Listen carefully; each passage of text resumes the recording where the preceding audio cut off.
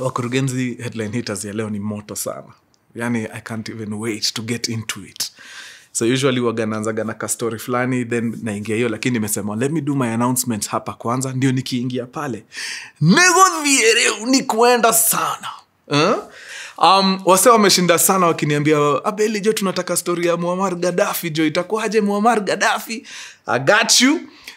Na hiyo story nitaipiga. Lakini sasa ya leo, I want to tell you a story that happened in the wake of Muammar Gaddafi's execution.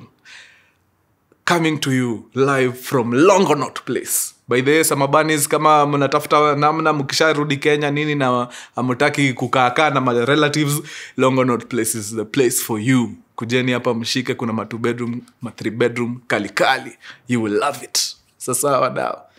Nice. So coming to you live from Longonot Place, this is Nightmare in Benghazi.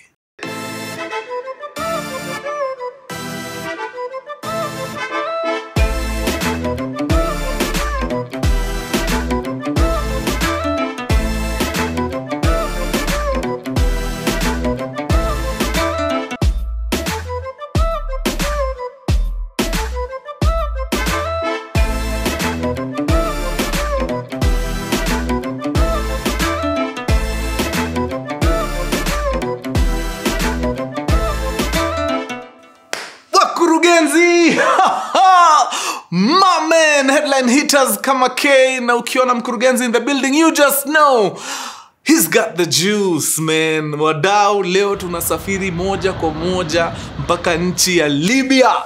Libya pale, najua mnajua Tripoli, sababu hiyo ndio imekuwa capital for the longest time, lakini nataka tutoke Libya, tutoke Tripoli leo, tupande juu kidogo tu mpaka maskan flani inaitwa nini? Benghazi.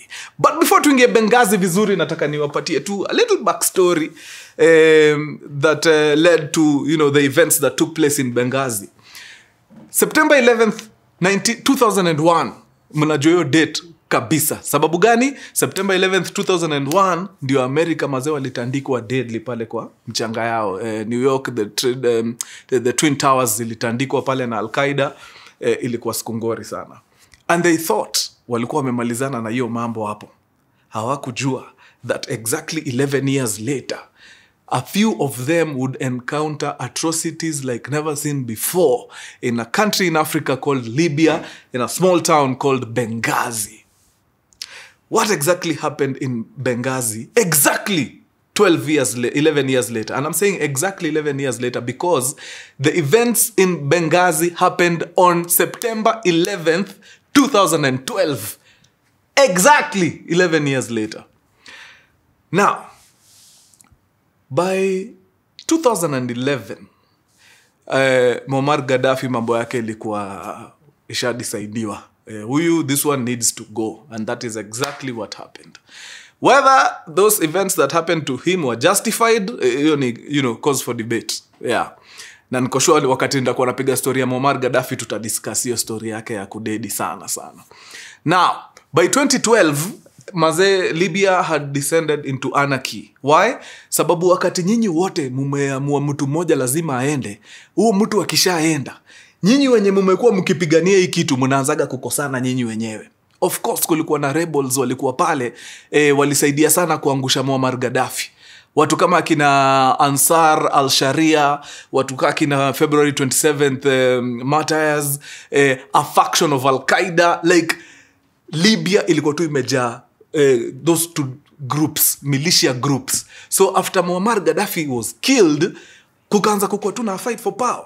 Like these militias walikuwa tu wanajikatia Libya kama keki na wanairule. Some took over the airports, some other rebels took over the ports. Na hakuna tu kutake over, ni kutake over na kutax watu. I think tunafaa tu tuete ama rebel leaders Zakayo al-Answa. Juu it's far. Walikuwa wanachukua mpaka kwa mabarabara, like terrorist rebel leaders wanaamua we're taking over the roads. So watu wakionekana wakidrive hapo, tunaokota tax hapo. Wengine wakaamua sasa hao ndio internal security. Hao wenyewe ndio threats, hao wenyewe ndio wanaleta hizi shida zote, then wanakuambia ndio hizi shida zisikukumbe. Shida zenye hao wenyewe ndio wameleta, itabidi tupatie tax kidogo ya security. Like Libya was ungovernable. So of course, because the West, United States of America, walikuwa wamechampion sana for the exit of Muammar Gaddafi, ilikuwa up to them kuhakikisha kuna a transitional government from Gaddafi to the future. So what does America do? America sends one of their guys who was the Libyan ambassador to the US. Jamaa anaitwa Christopher Stevens. Christopher goes to Tripoli. Na anapiga kambi pale. Roli yake kubwa ni kuongea na our rebels. Wakae chini wa decide hii serikali ya Libya inaongozwa na nani moving forward. Why Christopher Stevens? Sababu alikuwa jamaa moja very charming.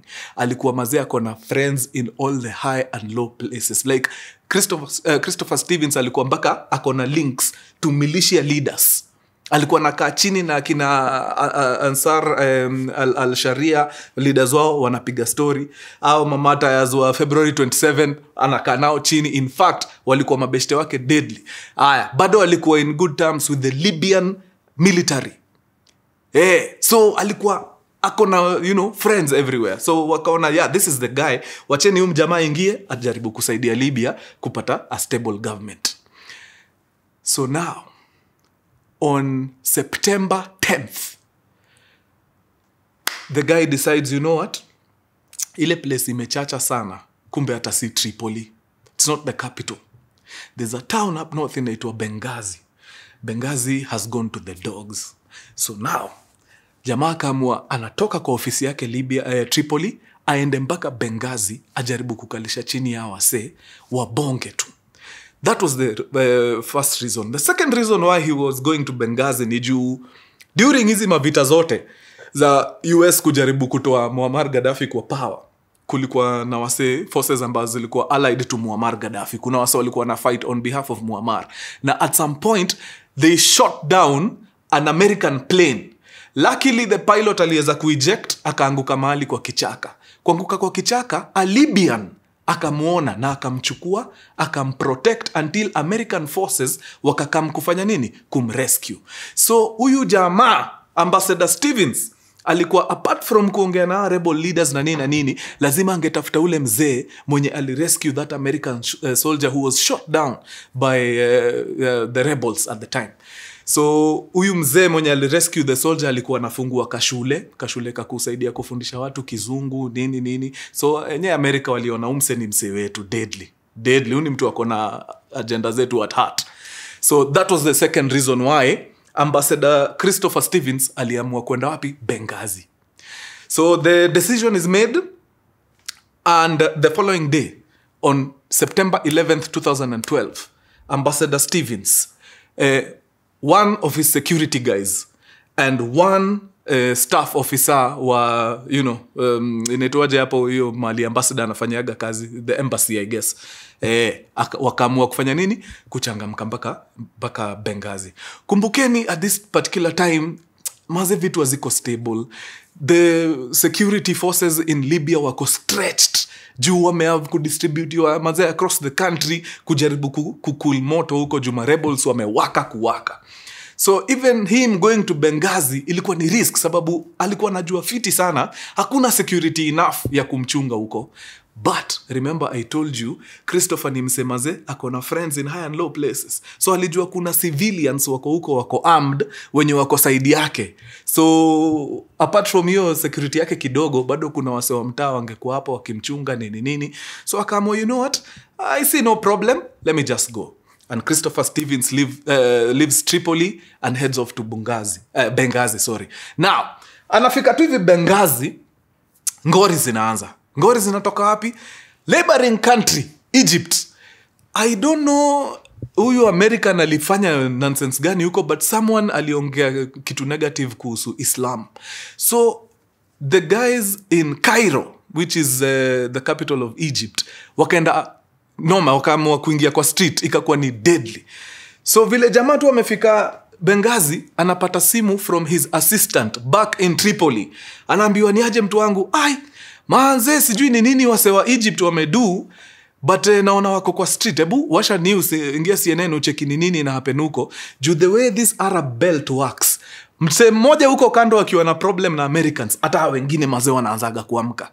So mazebu, we karada na news, huko Cairo kumechacha, pima mazee situation kwa ground, ndio wase wa Libya wakiamua pia au kufuata watu wa Cairo, usijipate huko kwa ngori. Christopher akamwambia ina mambo, thanks for the heads up, niko rada nikiwatch news. Sawa. Now there's cause for alarm. Christopher ameangalia hivi, ameona security wangu ni mmoja, huyu mwingine ni staff tu wangu nafanya naye kazi kwa ofisi. Hana hiyo technical training na nini, tactical training ni noma. I need what? Additional security. So he starts talking to the militia leaders. Sababu si anajuana nao. Anawaambia ni aje mtu wangu nimeingia Benghazi na suspect maybe kunaweza anza kukuwa na mshike kiasi. Manze kukiwa na ngori si mtasimama na mimi. Wakaambia bra, we got you man. Mbona umia na tuko hapa? Wewe ni msee wetu. We got you. Aliongea na like 5-6 rebel leaders. Na wote wakamwashua, worry not, we got you. Haya, kidogo akakaa akaona nao. Hao wase wote nimeongea nao ni wase wa Libya. I think I need additional security forces from my country. Where he was stationed, the ambassador's residence in Benghazi, barely 2 kilometers away, kulikuwa na a CIA hideout. Ama CIA walikuwa huko chini ya maji. Like even Libya as a country did not know that there was a CIA base like 2 kilometers from the governor's residence. So ambassador akakol kule, akaambia wase ni aje, si mnajua niko area in case kuchache mko na uwezo ya kukam kunishikilia. Wakawambia ina mambo, hatuko wengi to be really honest. We are less than 10. But in case kuchache, it is our responsibility kuhakikisha tumekuextract na tumekutoa hapo tukakupeleka kwa safety. Hiyo ndio kazi imetuleta hapa. So wewe tuko standby, in case of anything just let us know. Sawa. So now Ambassador Stevens alikuwa mazena reason ya kurelax. Sababu the rebels wameamua in case of anything wako na yeye. Number 2, the CIA station 2 kilometers away wamemua sure, wakamwambia worry not, we got you. In fact, ana kick mpaka kishu zake, anakaa chini vizuri kuangalia tu mambo yake kwa TV nini. September 11th inaenda tu ikiisha, jioni inafika. Saa 12 ikielekea, activities zinaanza kuonekana. One of the Libyan guards wenye wako hapo kwa gate. So kwa gate kulikuwa na locals wanachunga. But these locals hata hawana arms. Ni ile tu macho na torch. Like ukifanya kitu mbaya unapigwa tu torch ya macho. That's the most they could do.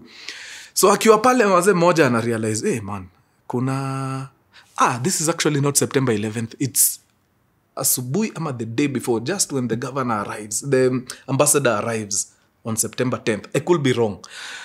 But yeah, hours before, kuna mjamaa alikuwa anapiga malap tu hapo kwa compound, akadiscover kuna msee ameweka kamera simu kwa selfie stick. Anainua kwa ukuta, anapiga mapicha za ndani ya compound. So of course jamaa anacheke na shangao, kwa nini huyu msee anapiga mapicha ndani ya compound? So akamuuliza, "Oya, rada, mbona unapiga mapicha ndani?" Jamaa akamwambia, no, sina ubaya, mimi waga tu napenda kupiga mapicha nini. Kama ni makosa, pole, sikuwa najua.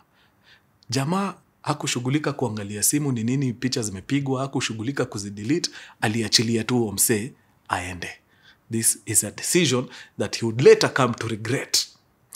Now, turudi hapa September 11th sasa on the D-Day. Jioni, the same guards wako pale. Kumbukeni ase wako, they don't have arms. Wanadiscover kuna majamaa wanakam, wanapack mapickup pale, wako armed, wanashuka pickup lakini hawakuji, wanapiga tu story hapo kando. So, anajuliza majamaa rada inaweza kuwa gani. But again, anaweka guard chini sababu gani? It's not the first time. Wasee wanakuwaga wametambua Governor Stevens sana. So it is not very strange to see random people wanakam tu kusaidia kubeef security. Utakaa tu hivi hapo kwa compound uone tu majamaa wametokea na magan na wanakaa wanajitambulisha wanasema ni aje tuko hapa on behalf of Governor Stevens, tunataka tu kubeef up security, don't worry, nyie endeleeni na mambo yenu, si tutafanya mambo yetu hapa nje. It used to happen most of the time, but on this particular evening ama jamaa walikam wakapack, but hakuna mse alikam kusema ni aje sisi ndio wale wase, so nyie endeleeni na mambo. Waliendelea tu kukaa hapo wakipiga mastori. Again, another red flag. Wase wangenid kuripot waseme ni aje, kuna gari imekam na iko na wase wako na magans nini na wajatuongelesha. Usually waga wanatuongelesha, leo hawatuongeleshi, but hakuripot, akaamua tu kaende sana, wacha tuzidi. So now jioni inafika, giza inaanza kuingia, saa 1, saa 2. Now by saa 2 usiku hii kikosi ya magans pale nje inaanza kuongezeka. The ambassador's residence imekalia 8 acres, but 8 acres inachungwa na watu 5, like 4 Libyans who are unarmed, then there's one armed guy mwenye akona ambassador, ule security wake. I think kulikuwa na wase wengine kama 2 Americans walikuwa na access to firearms, but I don't think walikuwa tini elite forces.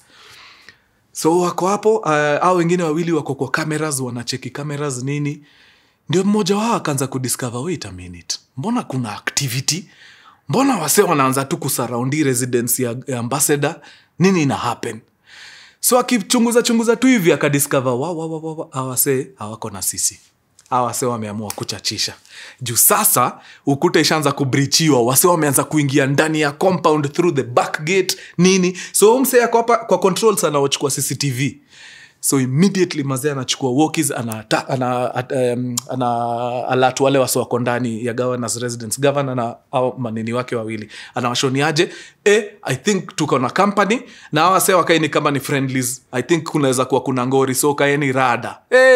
Kidogo kakap guns zinakokiwa, pa ngori inaanza, inakuwa evident wase wamecome for an attack. So jamaa na relay information mpaka ndani, anaambia ambassador ni aje, ni noma, ingieni kwa bunker, wanakuwa na bunkers fulani hapo ni safe deadly, ingieni kwa bunkers mjifiche huko, I think we are under attack. By the time it is evident these guys are under attack, it is at 9:40 p.m, 20 minutes to 10. Manze ni noma. Kumbukeni wase wamekuja wamezunguka hii compound, wako almost so ni wengi, but pale kwa governor's residence mazee wase wako pale ni wachache. Wale wase wako na bunduki wanaweza fanya kitu, mazee hawafiki hata 5, ni wachache deadly. So hapa ikakuwa hakuna kufight, juu tukifight tutawezana, ase ni wengi. So design ni kuhakikisha ambassador amefichwa. That is all that matters. Then let's call for what? Let's call for backup. Wasawa kama tusaidie. So now the ambassador ashaambiwa kuna ngori, but sasa ashtuki sana juu anajua, I have people. Anaanza kucall one by one. All the rebel leaders Ambassador Stevens talked to, hakuna hata mmoja alishika simu.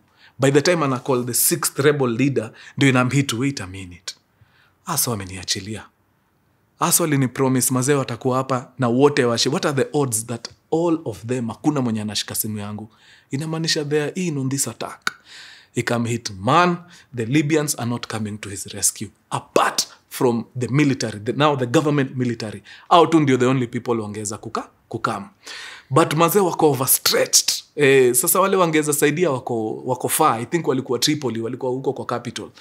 So ikabidi ya call wase wake, the CIA guys ambaye aliongea nao. Akaambia ni aje, the time has come. Wase mazee hapa kumeanza kuchacha. Nini yetu imekuwa breached. Wase washaingia ndani, please kamini mtu okoe. No problem. The CIA walikuwa wameshajitolewa, akasema in case of anything you just holler, will come through. But kumbukeni they operating under someone. So vile iko lili come through, wako hapo wako standby, wanaambia boss wao ni aje, sikatambe. Boss akamwambia chekini, tulieni kidogo, msitoke sahi. Ikakama za surprise. Kwa nini? tulipromisa say in case of anything tunatoka, mbona tusitoke? Boss akamwambia tulieni, kuna ma 1-2 lazima tupige hesabu kwanza before to release. Kumbukeni this is a high protected area hapa mahali tuko, the CIA annex. So nikiwa release muende msaidia kina ambassador huko, mnaacha hii place imefunguka. In case attack ikam, tutapoteza civilians hapa ndani juu kuna like 20 civilians walikuwa ndani ya hiyo annex. So tuna need kwanza kukuwa very sure that before tutoke hapa tuende kwa ambassador, hii yetu hakuna kitu inaweza fanyika. So the boys had no choice but to stand down. So wakaenda wakatulia, wangoje wasikie rada ni gani. As wanatulia huko hivyo maze, mambo inachacha deadly. Sasa kwa ambassador, wale wasio wameshaingia wamediscover hii place mali ambassador amefichwa, it's highly protected. Hakuna bunduki inaweza ingia huko ndani. It's a bunker of some sorts. So wakajua nao hao watu ndio tuwaweze. We must smoke them out literally. That is the only way to get to these people. So walikama na petroli, wakamwaga huko ndani ya hiyo ambassador's residence nini, then siap, wakaiwasha moto. Wakaweka manguo, manini, hizi makusho na what, anything that inaweza burn. Wakahakikisha wameseti huko in the hopes that hiyo moto itatoa moshi enough ingie ndani ya hiyo banka, itoe hawa huko mali wamejificha. So kidogo governor's residence imewaka. Kumbukeni ako yeye, jamaa wake na a security guy. So wanaenda wakimanuva ndani ya hiyo residence yake, wanamanuva, wanaingia kwa banka, wanatulia pale, but some moto ishawashwa, moshi inaanza kukam, inakuwa uongo mbaya. Hatuwezi endelea kumaintain hapa. Tukimaintain hapa tutadedi out of smoke inhalation. Noma. So akaanza kutafuta design ya kutoka, but by the time wana maneuver design ya kutoka kwa hii banka, hii moto imekuwa ngori deadly. Moshi imejaa kwa room mbaya. Then hii moto mazee, unajua hot air inatoka hapo mazee, ni deadly, nika kuingizwa ndani ya oven. So ikakuwa mazee ni ngumu sana kuoperate. Ikabidi waende chini kwa floor kabisa, waanze kucrawl juu unajua hot air rises. So ukisimama ndio mazee unapata ngori deadly, but hapa kwa ground kidogo unaweza jaribu. So mazee waka crawl nini, bahati mbaya sijui mmoja aliona dirisha or something, akasema wacha nifungue dirisha nione kama at least tutapata hewa kiasi tupumue. So akaenda akafungua dirisha. Sasa hii dirisha kile inafanya ni inasukuma upepo ndani, so ile moshi hata itoki. Sasa ina concentrate ndani ya hii room deadly. Ilikuwa decision mbaya jo. So wakaona hapo ni blanda, wakaamua tu let's try and crawl tuone kama tunaweza toka. As wanapiga hii yote, bado wanapiga masimu huko kwa CIA. Wanauliza wase CIA, ni aje jo, mko only 2 kilometers out, mnafaa kuwa mshaingia hapa jo, tuna dedi. Nini ina happen? Hizi must calls kikam, the junior staff wanasikia ase vile wana complain, wanarudi kwa boss, wanaambia maze chief, wase wetu wanadai jo, si tutoke tuende tuwaokoe maze. Chief anawaambia tulieni kwanza, lazima tukue sure na annex yetu. Tusitoke hapa tuache annex ikiwa bare, muende kurescue wase huko alafu annex kama ilipuliwe. Kuna wase 20 hapa maze. So ama cops jo wanasikia jo wanawashwa mbaya juu wase wagava huko wana dedi bana. So wamekaa wanatulia, like walibangaiza hapo for like 15-20 minutes wakingojea tu boss wao awapatie go ahead maze, guys you can go, but go ahead maze haikukam. So huko hivyo smoke inhalation imekuwa ni noma. Kwa ile process ya kucrawl watry kutoka, one of the guys ambaye alikuwa the security guy aliweza kumanage kutoka. Alikuwa anawaambia naenda nikitap, as I'm crawling I'm tapping, ndio msikie sauti yangu, mnifuate. Nikifika mwisho nitoke, jueni nimepata nifuateni mpaka mwisho. So alikuwa anaenda kicrawl, anatap until akatoka nje. Akiangalia nyuma anapata ako peke yake maze. But sa hiyo ako mbaya, ame inhale so much smoke. Alikuwa vizi, hata yani ni bahati tu alitoboa kutoka nje jo, akapiga hiyo gulp ndani ya gasp ya fresh air. So akajisikiza kidogo for like a few seconds, then akachukua gas pingine, akarudi ndani kwenda kujaribu kutafuta. Akaingia akajaribu aoni msee, akatoka tena, akapumua, tena akarudi ndani tena, akajaribu akatoka maze. Ikadon on him maze, there's a very high chance ambassador na huyo staff member wake wanaweza kuwa jo wamepass out. Hii kitu ni noma. So ako hapo mazee amechanganyikiwa, ajui afanye nini. Wale militia washa breach mazee wall, wako ndani, wanachachisha, wanalipua kila kitu huko. Everything is on fire. Alikuwa tu vizi. Back to the CIA annex. Mazee kuna jamaa moja jo akajiambia uongo mbaya. Tutaka hapa, tungoje hii nini ikam, mazee na haitakam. Na wale wase wako huko hivyo ndani watadedi. So unajua nini tunafanya guys? Tuna breach hizi orders. We are defying orders. Tupack vitu, kila kitu iko sawa, tumeweka mizinga nini zetu, ammunition, kila kitu iko ingieni kwa gari, we're headed out. Let's go. So Tyrone akaambia kikosi yake ya in short ndani ya annex walikuwa 6. So Tyrone akaambia wase ni aje, we are leaving. Tutokeni tuende. Kesi baadaye. So 5 of them wakatoka, wakaacha boy moja ndani. Huyo boy anaitwa Oz. So wakaambia Oz fanyaje? We maintain hapa kwa annex just in case. The 5 of us tutachangamka teketeke tuende kwa ambassador's residence to try kuokoa wase. Sababu the more tunaendelea kukaa hapa, the more wale wase inawachachia. Oz akaambia you do what you have to do man. Niacheni hapa, mimi nda stand guard hapa hivi. Uzuri hiyo annex walikuwa wameprep vizuri.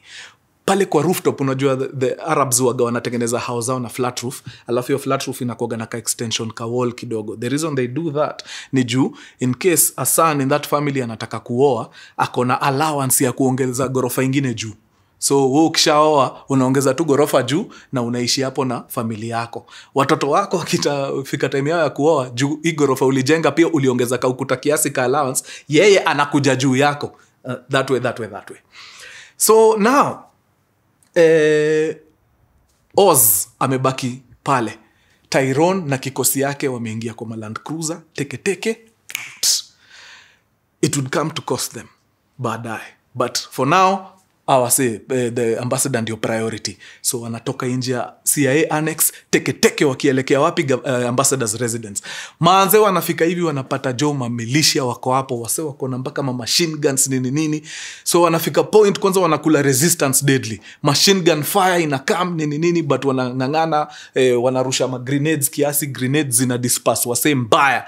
Pap na tafuta design wanaenda until kwa hiyo ambassador's residence, but hawaingii pamoja, wana split up. So 2 people wanaenda wanachukua cover place high kiasi, and 3 wanaenda wanaingia ndani ya compound. So hawa wenye wako juu kazi yao ni kuprovide cover. So maze azao wengine 3 wanaingia au ni kueliminate tu na design hapo ni kushtua hawa watu. So upigi mtu na upole, unapiga ile ya kumaliza, headshots tupu. So wakati militia wana fight na wanaona wenzao wanakula headshots, wana dedi, inatoaga hiyo wili ya kufight ndani yao. Wakaanza kujiambia uongo mbaya. Hao Amerika wamekuja na ubaya, wanataka kutumaliza. Juu manze hao watu 5 wali obliterate hiyo kikosi karibu yote ilikuwa ndani ya compound. Kumbukeni hao wase wa CIA wanakuwa ni wase ni creme de la creme, top notch. Wametoka from the Navy SEALs, wametoka wengine from some commando units, ni waseani the best of the best. So wakiingia pale hakuna kupoteza ammunition, 1 shot 1 kill tukiendaga.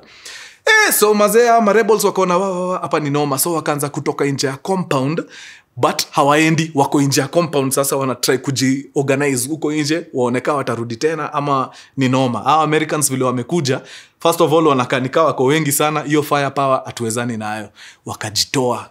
But hawajaenda mbali, wako tu somewhere around hapo.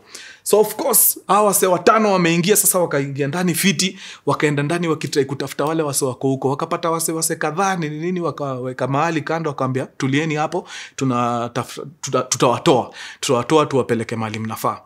Haya sasa ni kuanza kutafuta ambassador na staff wake 2 wenye walikuwa ndani ya banka. Wakizunguka tu kwa nyumba kidogo, wanapata one of the guys, ule security wao ako hapo amepass out, anapumua tu juu. Smoking inhalation imemfanya mbaya. Wanafika kwake, wanapata ako fiti, wanamulizaniaje ambassador rada, wanamwambia jo ambassador na ule staff wake wako ndani bado jo. It's been so long, it's been like 1.5 hours. I don't think hawase wamemake it. Juu mimi kani nilikuwa huko ndani jo, nimepiga karibu dakika 40 na nasikia hivi. Hao sijui wanasikiaje.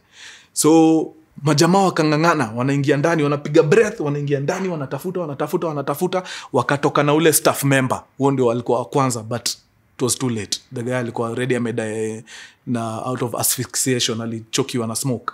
Wakamtoa, wakarudi tena ndani kujaribu kutafuta. Maazee walitafuta huo governor for almost an hour. In that 1 hour, wali make like 12 trips in and out, wakijaribu kutafuta tu mse. It's very difficult to operate sababu hawakuwa na gas masks, hawakuwa na anything ya kudeal na hiyo fire, ilikuwa ndani hiyo room, ilikuwa tu ni mbaya. After the 12th attempt, waka decide, you know what? We have tried our best. There is no way ambassador anaweza kuwa amesurvive kitu. Kama si tunaingia hizi madakika kidogo tuna hold breath, mazee unatoka hapo ukisikia kudai. Mse amekuwa hapa for 1.5 hours, make it kweli. So wana make a very difficult decision ya, mazee we have to leave. Itabidi tuache ambassador. And that is something military guys never do. By the way, inakoga ni sheria. Leave no man behind. But ukiona mazee imefika mahali joa, say special forces wameamua joa, tuendeni, ni juu ilikuwa ni noma. Ni noma kwa nini? Sababu wale rebels wakiwa huko nje, wana discover, wait a minute. By the way, tumepigwa hapa, lakini tumepigwa na watu wachache sana. Si wengi. Say wajafika 10. Turudini tumalize hii kazi. So now they started coming back. Manze wanakuja sasa na willpower na firepower crazy. Ni wataki kujua ni papa wanalipua kila kitu, grenades zinarushwa huko ndani nini.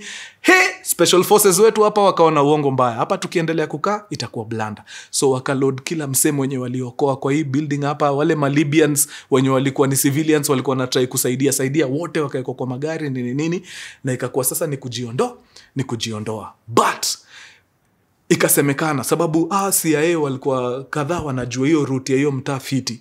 Wakaambia one of the guys mwenye alikuwa na drive, ni aje, najua wewe ni mtu umekuwa ukifanya kazi hapa nini, but kuna intel fulani hauna na tunataka tukuchanue.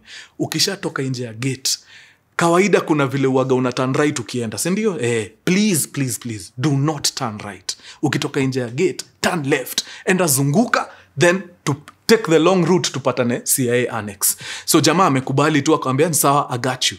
So ameingia kwa Land Cruiser, yeye ndio ana drive Land Cruiser, ameweka other staff members hapa. Kumbukeni hawa ni wale wase wamekuwa rescued kwa ambassador's residence.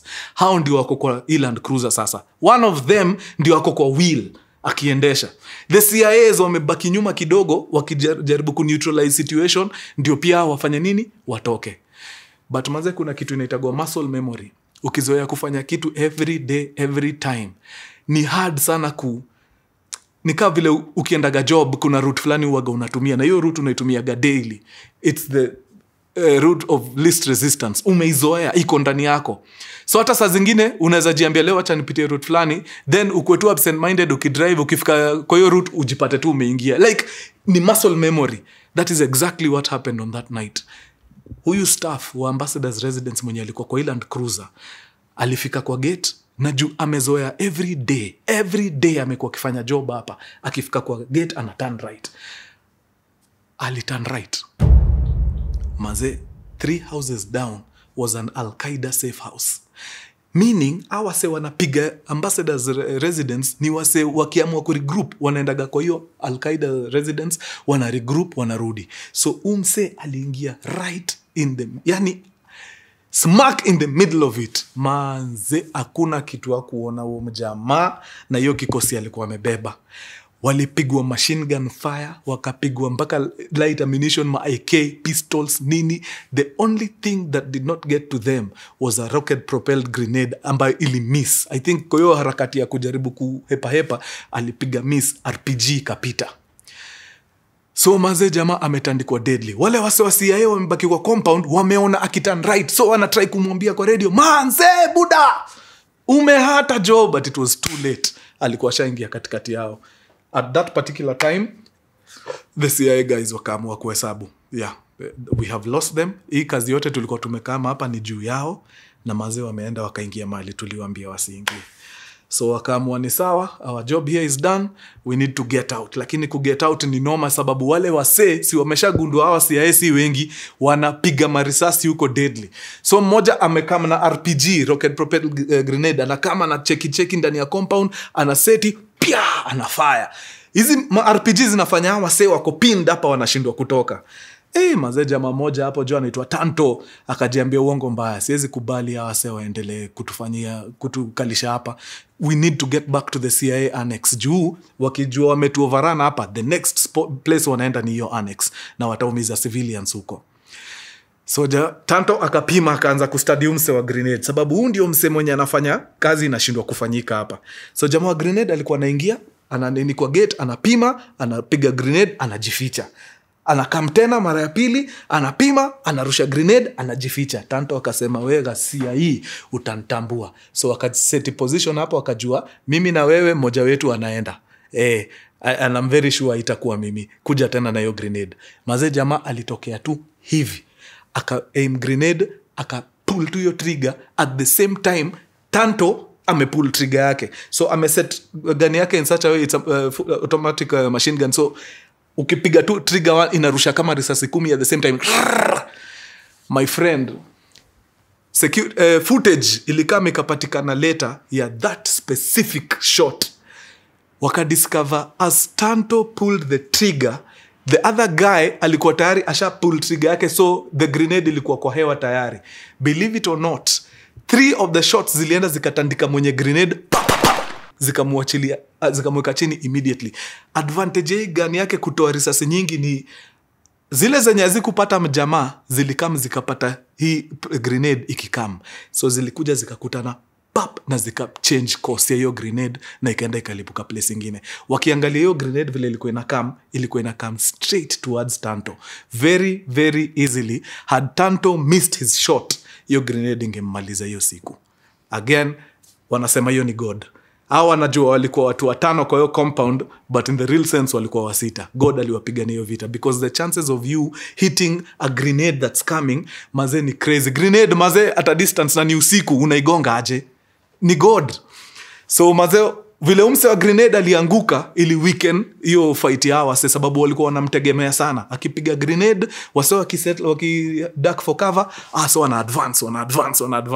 But sasa unaona mtu wa grenade ako chini, ikakuwa ni noma. So ikafanya vita ikatulia kiasi. The 5 CIA guys wakatoka out of the compound, au walikuwa wanajua njia ya kufuata, na before long wakafanya nini? Wakafika pale kwa annex. Kitu ya first kufika kwa annex ni kuuliza ni aje wale wase tulioko huko hivyo kwa Land Cruisers wamekita hapa, wamefika. Wanaambiwa mazee na Oz ule jamaa alibaki, mazee hawajafika. God damn. It was evident mazee wale wase walikuwa wameenda kuokoa, mambo yao imeishia huko. Walienda wakakosa pia ambassador ako huko ndani. Ilikuwa very devastating for them. So mazee wako hapo wanajipanga, okay, now that so watadiscover hatuko huko kwa ambassador, watakama hapa kwa annex. Tunadid kujipanga. Kila mtu ashike position yake safi. Najua mumetoka under fire sana huko kwa nini, but lazima tujipange tukae fiti. Hizi instructions zinatoka kwa nani? Kwa Oz. Sababu gani? Oz haja experience hiyo fire, so amekuwa experience. Kumbukeni Oz alibaki pale kwa annex ya akigadisia yeye akiwa peke yake. So akaangalia hase wote vile wanakaa, vile wako drained, akajua uongo mbaya. I have to take charge. Jua wase vile wako sahi. Sidhani wako fiti. So akaanza kupanga kila mse akaenda akawapanga kwa mabati huko. Uzuri hiyo CIA annex ilikuwa mazee wameiprep for war. Walikuwa wamego through mazee mock attacks. Every day wakitry kuangalia different ways hiyo annex inaweza kuwa attacked nini, wana rehearse. So walikuwa wameseti mpaka ammunition huko juu kwa ile roof niliwasho vile Waarabu wanajenga. So kwa kila kona wameka ammunition, maji ya kunywa in case kichache. Ukiwa pale kwa station you have everything you need. Uko na resources zako, uko na maji, supplies in case una need medical help na nini ziko hapo. So akapanga kila mse kwa kona yake nini na kila mtu akaenda kwa kona. But before watoke waamue kwenda kwa makona, mazee wanasikia sauti ya ndai kikamu Land Cruiser. Manze inakam inaingia kwa gate. Guess what? Wale staff walitoka huko mazee hawakudedi. Somehow they made it through the mess. But by the time walikuwa wanafika kwa hiyo annex, windscreen peke yake ilikuwa na 25 bullet holes. Tires ilikuwa zimepigwa, risasi zimeisha kabisa, sasa ziko on fire, miguu zimewaka moto, ndai ilikuwa imeshutiwa deadly. But uzuri hiyo Land Cruiser ilikuwa armored, not even one bullet was able to penetrate it. That is how our say waliweza kusurvive. Thank God. So hawa wakakama wakaingizwa pale ndani, wakaambiwa nyitulieni hapa. wacha tuingie sasa active combat. Now the 6 of them wakapanda juu ya mabati na wakatake cover, kila mtu kwa kona yake ya mabati. Wewe unaangalia ile side, wewe unaangalia side, wewe unaangalia nyuma, wewe unaangalia huko, like kila kona unaangalia side yako. So Oz mwenye alibaki akichunga ako kwa kona yake. Kuna jamaa anaitwa Dave ako pale ameshika kona yake. Ule jamaa aliamua ni aje wadau, tumechoka kungoja hapa, lazima tuende tusave wale wase. Jamaa anaitwa Tyrone ameshika kona yake. Alafu kuna boy fulani mwingine anaitwa so Dave, Oz, Tyrone, Tanto ule jamaa mwenye alipiga mse wa grenade zikagongana ameshika kona yake. So nao wako juu ya mabati, wameamua kaende sana. So wakiwa hapo wametulia wanaangalia, wanaona hey mazee, hawa sesi watupatie tu break jo, wasikam kuatakia next. But kitu tu ilikuwa inawaambia uongo mbaya. Those guys are coming. Haki ya Mungu haikuchukua long. By the time wanamalizana na huko kwa ambassador warudi huku, ishaanza kuelekea kitu kama saa 6 usiku. Wamejipanga fiti pale kwa rooftop, wanajiambia sasa this is it, hapa ndio mwisho. Hasa wakikam tunamalizana nao hapa kwa hapa.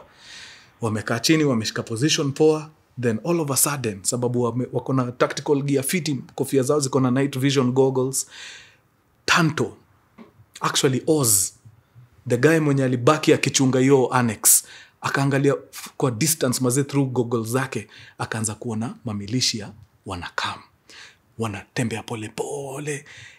Akaambia wase wake, ni aje guys, najua mna guard hizo sides zingine, but ebuka mimi hivi mbele mniambie kaki kitu naona ni ukweli. So wote wakakaa mbele, wakaanza kuangalia kwa bush mazee around the annex. Wanaanza kuona wase wako na AK47 wananyemelea pole pole, yani wako very silent. Wakaambia na wadau, I don't think things are looking up hapa kunaenda kuchacha. But sheria inasema you cannot fire unless you are fired upon first. Juu Libya kila msee ako na gun. Unaweza piga msee, kumbe msee anawinda. Mtu ni hunter, anatafuta tu swara, wewe ushampiga risasi. So Oza kaambia waseni aje, wadau kaeni rada, lakini stand down, just in case hawa wase wako biashara zao tusijipata tumepiga blanda. But kaeni rada just in case hawa wase wako ni sisi wanatudai. So wamekaa rada, kila mtu mazee ako sawa na wase. Then gun zao ziko na zile maleza. So ukiwa na hiyo night vision goggles, nikipiga laser kwa msee, wewe unaweza muona. So Oza anapiga laser kwa mtu, anauliza ni aje, mnacheki huyu? Tunamuona. Anapiga mwingine, mnacheki huyu? Tunamuona, niko na yeye. Unacheki huyu? Namuona, niko na yeye. Kila mtu akajishikia watu wake kama watatu. Wanangoja tu, yani kitu ikudanganye tu bro. Tuko na wewe hapa kwa hapa. So kidogo mazee msee mmoja akapiga tu K47 yake kap na akaanza kupiga huko ndani. Pa wakajua it is on guys. It is on. Pap, 1 shot 1 kill. Pap, 1 shot 1 kill. Pap, 1 shot. It was very short. In 7 minutes walikuwa wametandika wase karibu hapo. In 7 minutes. Yani ase walikuwa kazi na ao milishia mbaya. Walikuwa kazi deadly. So ase wanapigwa huko kwa bush, wakaona guy next it was a bad idea to come here, waka retreat, wakaenda. Sasa vile walienda, kumbe wameenda maze ku regroup. Akina Tanto huku juu ya roof, Oz, Tyrone, Dave wako hapo tu wanapiga story nini, wanaambia nani aje ase wakai kulose hope haraka hivyo. So tuendelee kukarada, kila mtu man station yake. I am almost certain ase watarudi. Mtu wangu, saa 9 after wamekula kambi hapo karibu 2 hours, wakifikiria maybe hawa watu walichoka. Wanaona kindai kina come from a distance. Wanaangalia ndai vile ina come.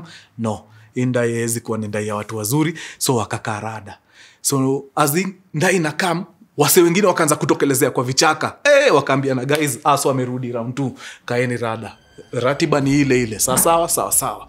So ile ndai ikakam maze teke ikakam ikabreak karibu na annex, na jamaa akashuka akona kitu kwa mkono, akanuni hivi mkono akarusha. But akina Oz walikuwa rada na yeye deadly. So as ana prepare hivi kurusha, wakawekelea moja kwa kichwa kap straight. So jamaa alianguka chini, but by the time risasi inampata alikuwa asha release, but juu alikuwa ameshagongwa haikufika mahali alikuwa anataka ifike. So ikaenda ikagonga karibu na ukuta ya hiyo annex, boom, na ikablow. Luckily haikuwa na shrapnel, haikurusha mavitu, so wase wakaona okay, so mnacheza na explosives sahi, sawa, tupambaneni. Mazee wakaleta kila kitu yao hapa mbele. Juu sasa hapa mbele ndio kuna chacha. Ni risasi, but hawa wase wanakam, wanarusha mpaka ma RPG, sasa wanazifire kutoka mbali. Grenades zinakuja zinagonga, mazee akina Tyrone wanaanguka huko, wanarudi wanashikilia bunduki nini pap. Wanangangana nao deadly. That fight takes like 20-25 minutes. In those 25 minutes, I say for the first time, waka feel, oh man, I swear nimechoka. This is too much. Bana tumekuwa tukifight kutoka saa 3 usiku. Saa hii ni saa 9 asubuhi, bado tuko hii kitu maze, ni crazy. So wakangangana, wakarepel, wakawarepel na kukatulia. Maze wanaambia na guys, I don't think tuko na nguvu nyingine ya kuendelea jo. Mna feel aje? Tutafute design ya kuevacuate tutoke ama but wanapiga hesabu tuna evacuate tuende wapi? Maze tuko tu at 5 sijui 6 hapa. Where are we going? So ikakuwa sawa, wacha tu maintain, tujaribu ku hold fort. Let's just try.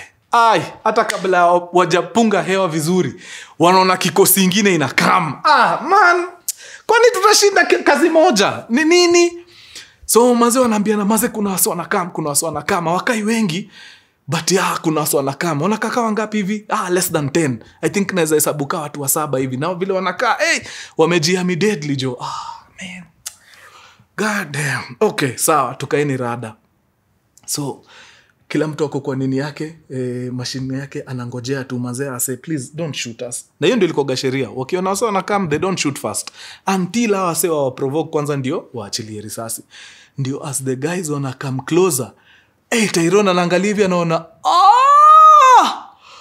alhamdulillah. Wadau kuleni pause. Wachani niwaambie nini ilikuwa ina happen hapo. My god. Sasa as kumechacha, annex wase huko wana fight kama kasia. Ile ngori ime happen kwa ambassador's residence. Hizi vitu zote zinafika wapi? Tripoli, kwa capital city. Of course capital city wako na wase wanauliza, yo Benghazi kumechacha deadly, mnaonaje tuingie nini? Vile watu walianza kusikia mara ambassador nikaa amepotea nini, ikasemekana guys, itabidi muende. Tripoli waka release kikosi ya mtu 7 headed by a guy called Glenn. Glenn alikuwa marksman deadly. Akaambiwa ni aje buda, mimi sijui, tafuteni vile mtaingia Tripoli. mtaingia Benghazi, mwokoe wase wenu. Sababu mazena, vile tunasikia, kumechacha deadly. So Glenn na kikosi yake ya watu 6, wanatoka Tripoli, wanaenda kwa airport. Maze wako na ammunition, guns, na a bag full of money. You wonder, why would you need a bag full of money in the middle of combat? Kumbukeni niliwaambia nini juu ya all airports ziko under militia rule. Militias, they don't care about each other. They care about money. So waliingia na bags za do, juu they knew for a fact they needed to bribe people. So wakaingia airport, wakaenda wakaambia militia ni aje. Munasikia kwa media vile Benghazi kumechacha, ni wase wetu wanachachishiwa huko. We need to get to Benghazi as soon as possible. Na najua nyinyi ndio mna making things zina happen. Please point us in the direction of a plane that will take us to Benghazi. We have 30,000 reasons why you need to give us that plane. Of course, militia wanaangalia naona, $30,000. Hiyo ni milioni 3 pesa ya Kenya. Chill hapo. Kidogo simu zimepigwa. One of the airplanes waga zinafanya hizi ma short routes. Nika jumbo jet yao moja. Kijumbo jet fulani kimechukuliwa huko. Imeletwa hapo ni aje. Kuna wase wana need kufika Benghazi. Please, wafikisheni Benghazi. For some reason, our rebels will make it happen. Of course, kulikuwa na 30,000 reasons why they needed to. And that is how akina Glenn walijipata Benghazi. So wameland Benghazi kwa airport. Of course, bado wako na bag ya do. Even after kupatia na $30,000, bado wako na do enough. So waliland Benghazi, wakapata rebel lingine imetake charge of Benghazi, the airport in Benghazi, wakawakanja nini na wakachukua one of them. Wakaambia ni aje, kuna a CIA annex iko 2 kilometers away from the ambassador's residence. Take us there. So one of the guys akaingia na awase wakafuatana mpaka kwa ile annex. So as akina Tanto wako huko juu ya roof, wanaangalia akina nani hawa wanakaa na mandai. manze Tanto anaona Glenn. Anasikia fiti manze. Hawa ni friendlies. Ni wasomeka mkutupatia additional support. So kina Glenn wanashuka, akona ile gani yake big, ni marksman deadly sana. So anauliza kwanza, first order of business, I have a good friend of mine mwenye ako kwa hii kikosi yenu ya CIA Annex, anaitwa Tyrone ako wapi? Anaambiwa, Buddha, anyone you need to look for ako juu ile mabati pale, enda upande tu ile ngazi, kikosi yako yote iko hapo. So hao wengine wa 6 wanaingia ndani ya Annex na wanajiseti kwa other buildings. Glenn anapanda kwa ile roof ameonyeshwa. Ile roof iko na Tyrone, iko na Oz, iko na Dave, na iko na boy flani hapo anaitwa Tanto. Anapanda roof, anaenda na reunite na rafiki yake wa zamani anaitwa Tyrone. Kama mmesahau, Tyrone ni yule mjama wakati kulianza kuchacha aliita marafiki akamwambia, guys, najua tumeambiwa to stand down, but wase wetu wana dead, we need to go. That's Tyrone. Ni mabeste sana na Glenn. Sa Glenn amekam kurescue mazee mpaka Tyrone amesikia sigh of relief. So wamepanda juu ya mabati. Now kwa ile mabati yetu si walikuwa gawa 4, one in each corner. Sasa wako 5. Glenn ameongezeka. Superb marksman. As akina Glenn wanafika tu hivi, wale mamilishi huko nje washajipanga. Manze wamekuja na full fire. Sai hakuna jokes. Sai wamekam kumaliza. Full fire. But before I come, Glenn amesikia fiti sana kukutana na rafiki yake Tyrone, mpaka washaachana na mambo ya vita, wanaanza kuuliza na mambo ya familia. Woi, na tutoto tunaendelea aje guy? Manze, it's been mi wangu wako sijui wapi. They are very good friends.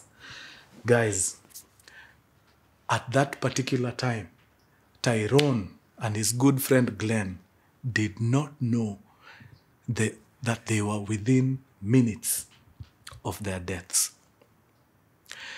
Wale militia pale chini wameshajipanga, wamekuja sasa na heavy artillery. Kuna vitu fulani zinaitangwa mortars. Mkiona movies zote za vita, kuna kitu fulani waga inaekelewa hivi kwa kama ka tripod, alafu imeangalia juu. Alafu kuna mjamaa fulani anakujaga, anaingiza kitu hapo ndani. Mshaona kwa kitu inaitagwa mortar. Hiyo kitu ni ngori. So militia wamekam na hizo vitu jo. Glenn ako huko ako story na Tyrone nini walisikia tu na wakaona moto ya red inakam. Before waju hiyo ni moto. Wadau hiyo ni moto. So wamejipanga sasa wakaefiti. Manze ilitandika ukuta. Na hiyo kitu ni noma. Ukiwa within 22 feet of where a mortar has landed, 98% chance yako ya kudedi. Hiyo guaranteed. 98% chance. If you are within 22 feet. Hiyo mortar ilichapa within 15 feet of where they were. Kuna boy flani anaitwa Dave. Alikuwa mse wa kwanza. Ile shrapnel ilitoka ikamtandika kichwa kiasi. Huyo kwanza chini. But kuna pulse. With Dave out of commission, saisi 5, saini 4. Juu Dave ametoka. Tanto, Tyrone, Glenn mwenye amefika saa hii na Oz. So wameshika position. Kila mtu mazeni, angalia mtu wako weka chini, angalia mtu wako weka chini. Wamejaribu kidogo. Ukishasikia tu hiyo, jua hiyo ni mota ingine inakam. Teke, ikaanguka again within 15 feet of where they were, ikawarusha huko. Mazee anaangalia hivi nyuma, Tyrone imemwai, imemtandika shrapnel imemchapa kifua nini, yeye ameanguka kwa fetal position.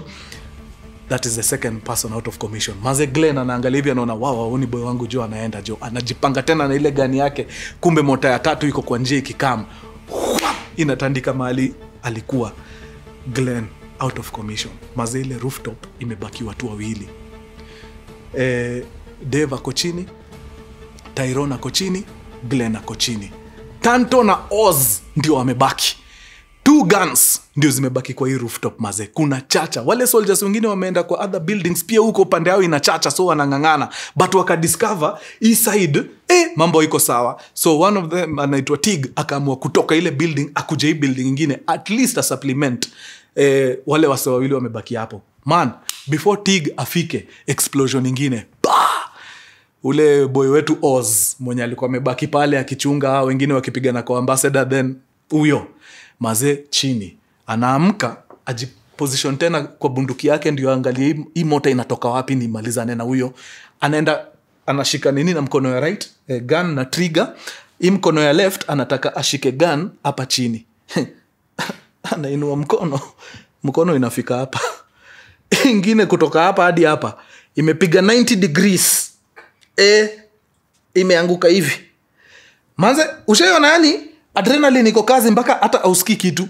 We unataka tu hii mkono iache kubembea hapa, iinuke tu kidogo ushike gun. So anaipiga hii kitu.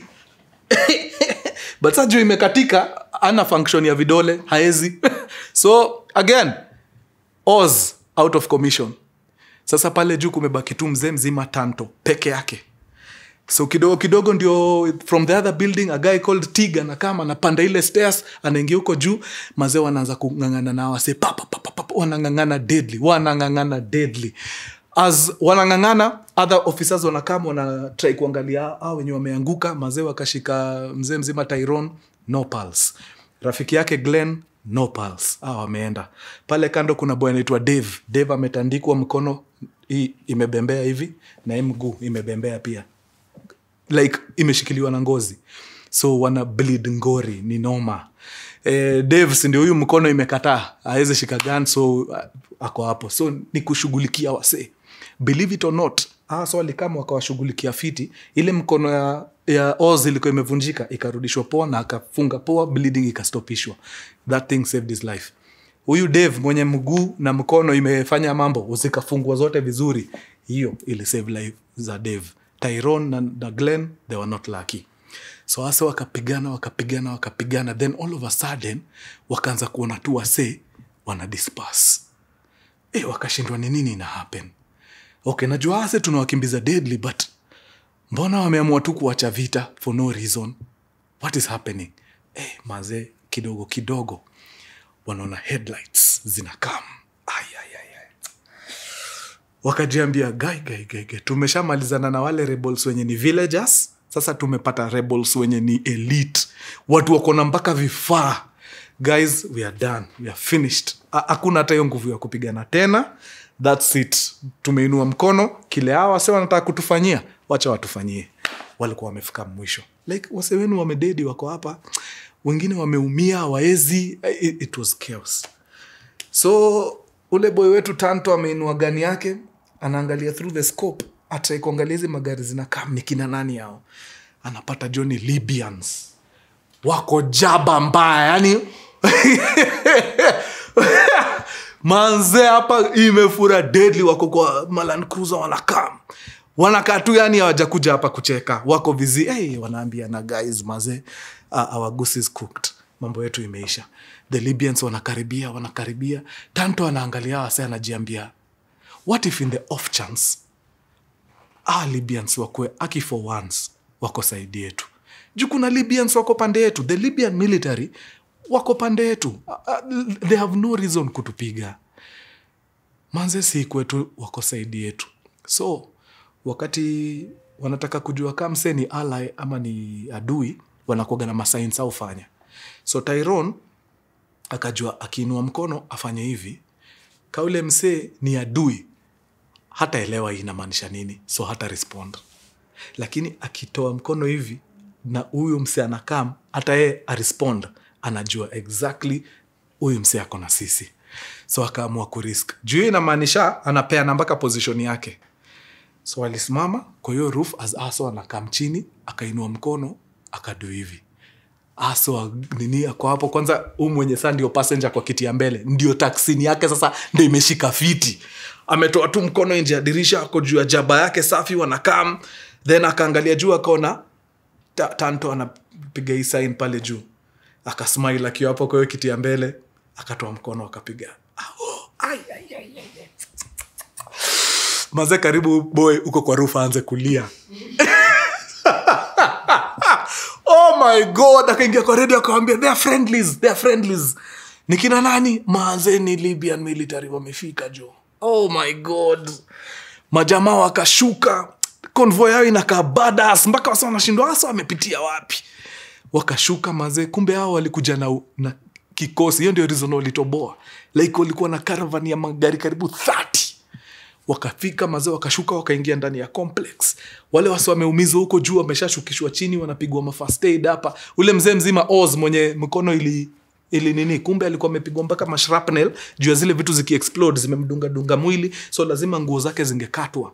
So wakamkata nguo zote, kabaki ndeve, wakacheki mazee ngori ziko wapi, hizo places zote akona puncture wounds, wakamfunga poa nini, kila kitu iko sawa. Wale marehemu Tyrone na Glenn wakafunikwa fiti, wakashukishwa chini pia, wakaingizwa kwa pickup nini teketeke. Kila msee alikuwa kwa hiyo annex, everyone akaingizwa kwa gari, and they started making their way to the airport in Benghazi. It was a badass convoy mazee.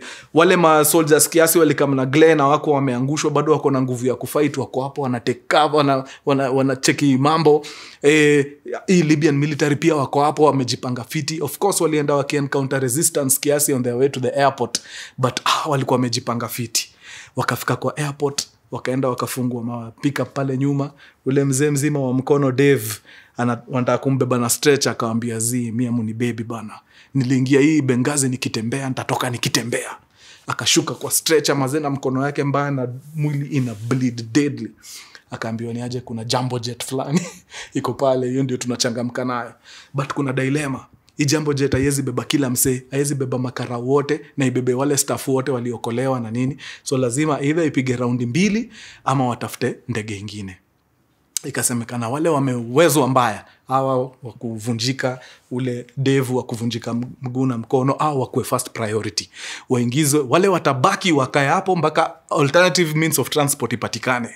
So kina devu wakaingizwa pale, devu alitembea, Oz alitembea, devu ndio alikuwa mbaya, mguu na mkono gone, so yeye aliwekwa ndani. But Oz anasema as anatembea kupanda hii jumbo jet yao, aliona ka flight attendant. So ndege ikikam waliweka na flight attendant moja wa kusaidia mavitu hapo ndani. So flight attendant aliona Oz akitembea ako ndeve na kimkono kimefungwa, akatoka mbio akaingia ndani ya ndege, akakamna matowels kibao. So Oz anajiambia you stop, flight attendant ameniona ameblush, anataka kunifunika.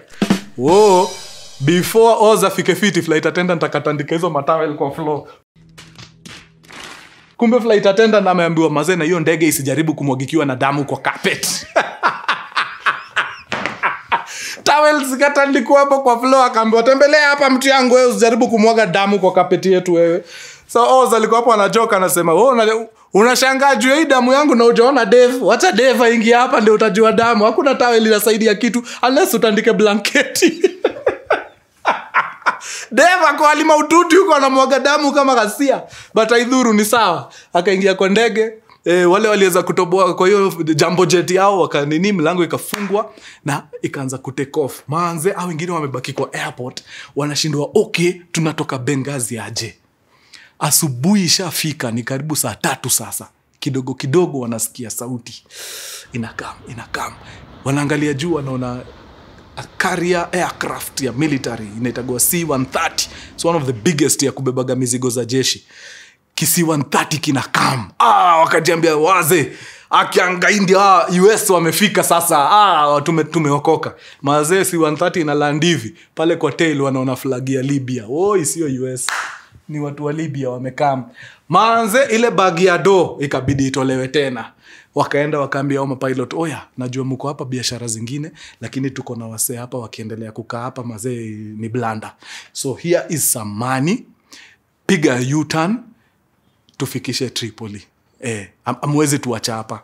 Hapa tutauliwa. Wale magasia wakijua tuko kwa hii airport na hatuna support, watatumaliza. Of course wale Libyan pilots kuona bagi ya hiyo ndege iligeuzwa kama matatu ya number 44. Wewe fungua, weka ile ubao useme tunarudi Tripoli wewe.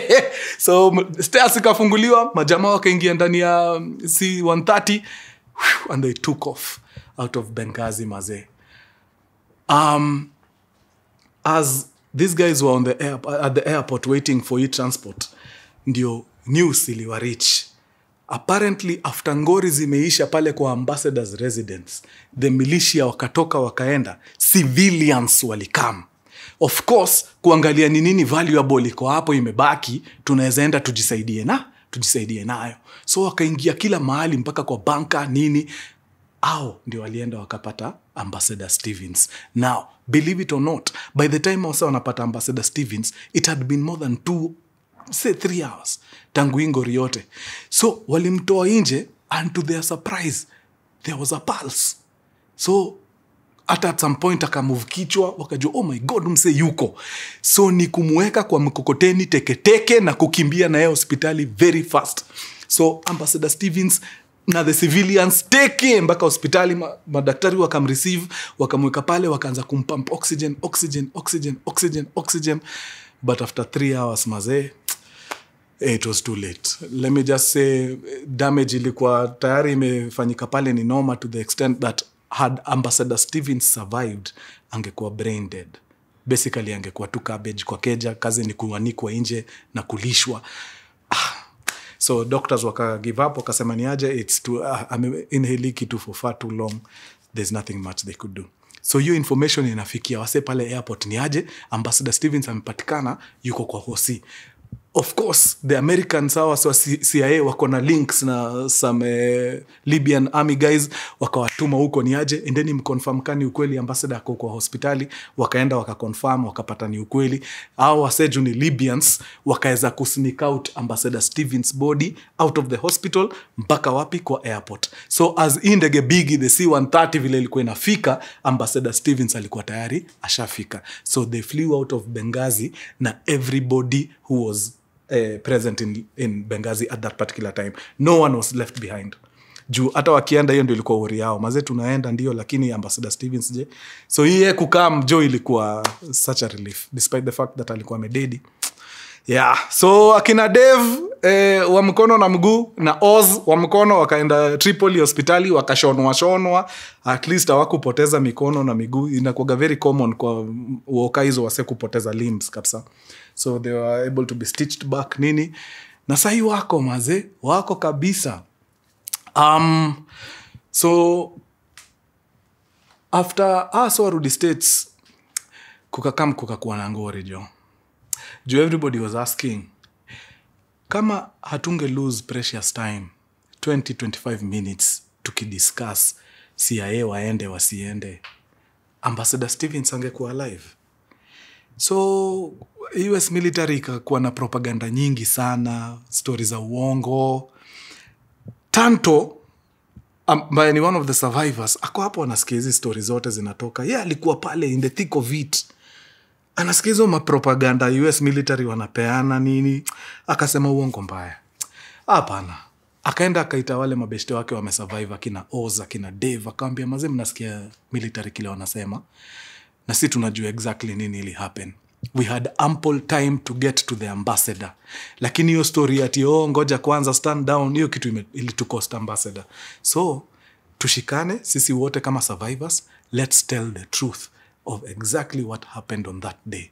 Na wakaenda on a campaign ya kuambia Americans what exactly happened in Benghazi on that fateful night of September 11th, 2012. Hiyo story of course military hawakuichukua fiti, so all their security licenses zikakuwa revoked.